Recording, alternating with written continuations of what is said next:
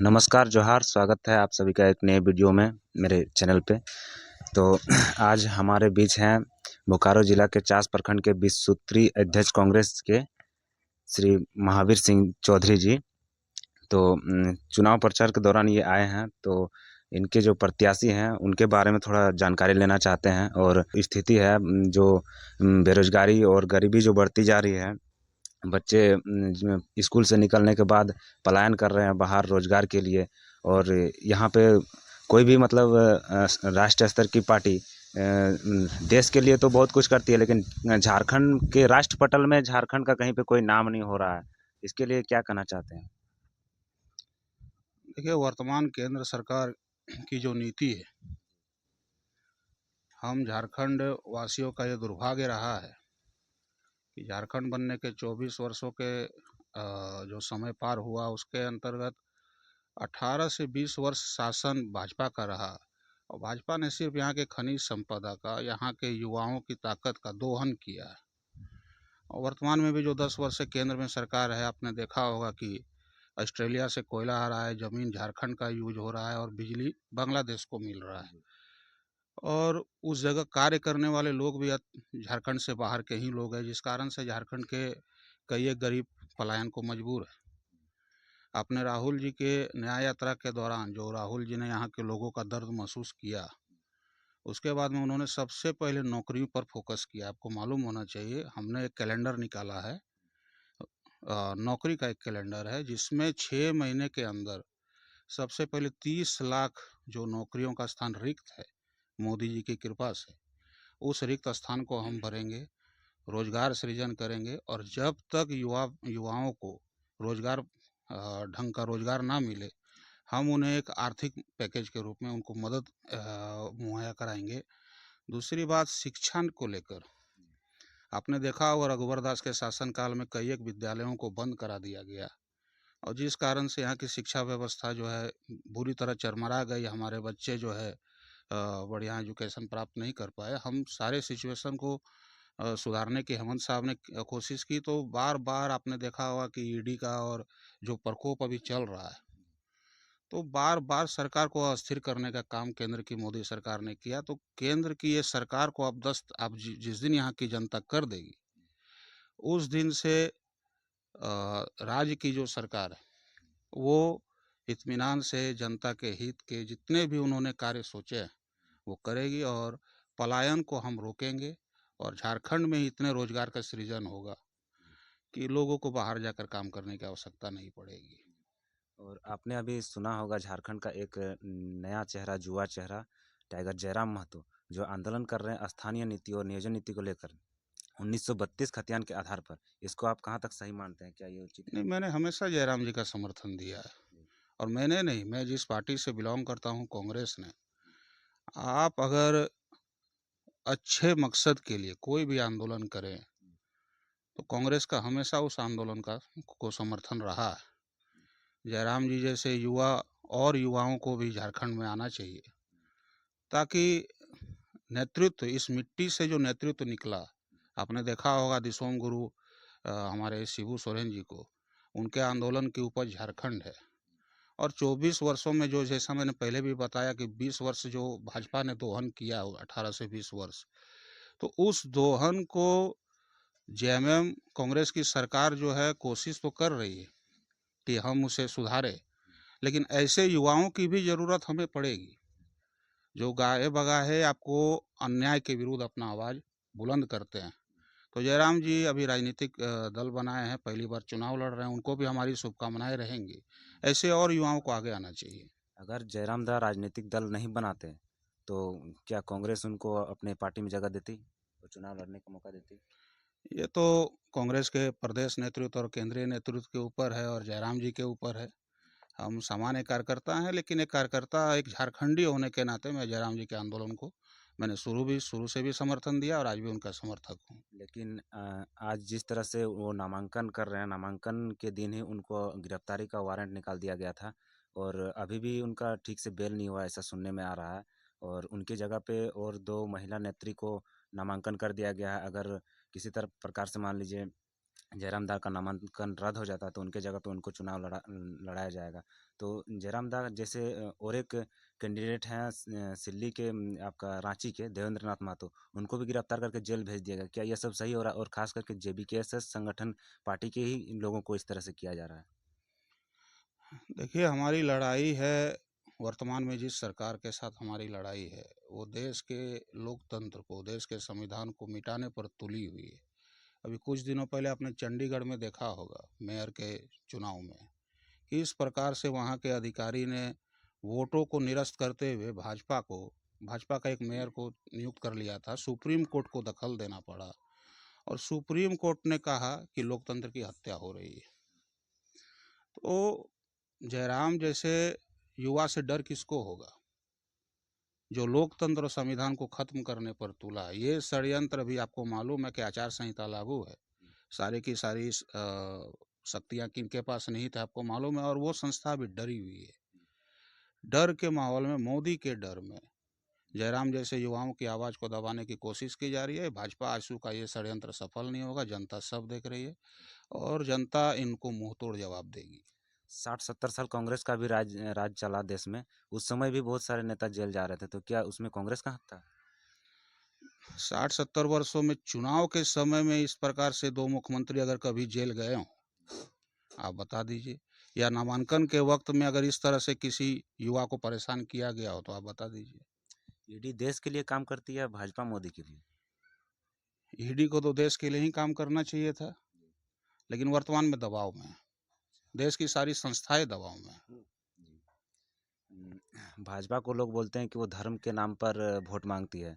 तो अगर बाकी पार्टियां विकास कर रही है, तो फिर वो उनको भी विकास के नाम पे वोट मिलना चाहिए। फिर वो घुमा फिरा के मंदिर का ही विरोध करते हैं। मतलब मोदी का अगर कहीं पे विकास नहीं किया तो उस चीज़ का विरोध करना चाहिए, लेकिन घुमा फिरा के मंदिर मस्जिद पर आ जाते हैं, मंदिर का विरोध करने लगते हैं। जबकि मंदिर तो हिंदू का चंदा से बना है। और कांग्रेस पार्टी का सरकार भी रहता और कोर्ट अगर इजाज़त दे देता मंदिर बनाने का, तो भी मंदिर बन जाता। या विरोध करती कांग्रेस? देखिए,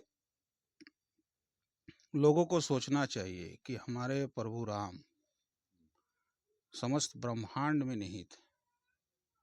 अयोध्या में उनके एक मंदिर को लेकर ये जो भाजपा के लोग बोलते हैं, जो राम को लाए हम उनको लाएंगे। तो कांग्रेस का गठन 1885 में है। भाजपा का जो पुरखे हैं आरएसएस, उनका गठन 1925 में। क्या उसके पहले राम नहीं थे क्या? राम से हम है, हमसे राम नहीं है। लेकिन उन लोगों ने भगवान राम का राजनीतिकरण करने का प्रयास किया है। आप आज कहीं भी गांव घर में जाओ, आप हरि मंदिर देखते हैं। अयोध्या में कई एक राम मंदिर है, आप जाकर पहले देखो। ऐसा नहीं है, मंदिर एक श्रद्धा का विषय है, मस्जिद श्रद्धा का विषय। उसका राजनीतिकरण जो किया जा रहा है, हम उसके विरोधी हैं, हम ईश्वर के विरोधी नहीं हैं।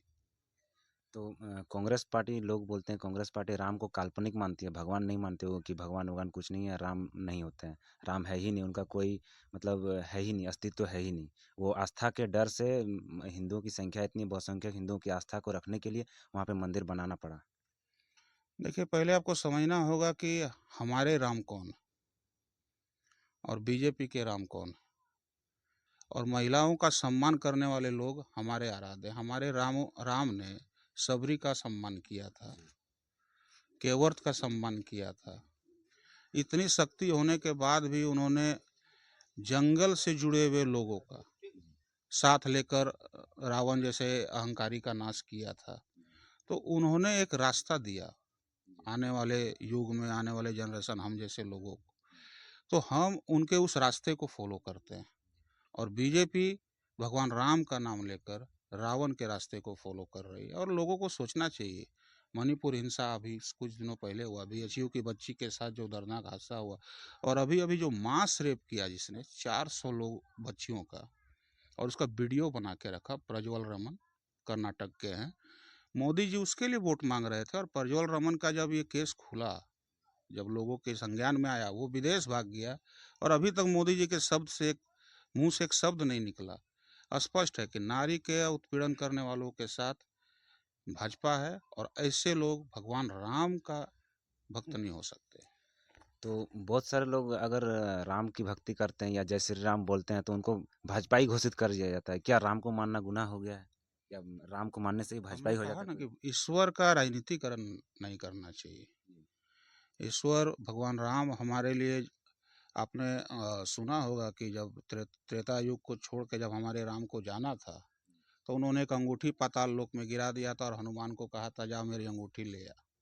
जब वो पाताल गए तो उनको इस सत्य का बोध वहाँ हुआ कि भगवान राम के हजारों अंगूठियों का एक पहाड़ था। तो जब वहाँ के जो तक्षक महाराज थे, जब हनुमान ने पूछा कि इसमें तो सब में मुझे राम नजर आ रहे हैं, तब तक्षक ने उन्हें बताया था कि ये जो राम आप देख रहे हैं ना, ये वो राम नहीं है। राम उद्गम है, उनसे सृष्टि है। तो राम अनंत हैं, उन्हें आप ये ऐसा प्रोजेक्ट करती है बीजेपी जैसे राम एक मनुष्य थे और हम उनका जयकारा लगा रहे हैं। ऐसा नहीं है, वो अनंत है। और अभी आप देखो बीजेपी के लोग जो अब भगवान राम का नारा लगाते हुए चलते हैं, जय श्री राम, मांसाहार करके भी उनका नाम लेते हैं। जबकि हम हिंदू, जो सनातनी हिंदू हैं, मृत्यु के बाद भी राम नाम सत्य है कहते हैं, क्योंकि वो एक सत्य है।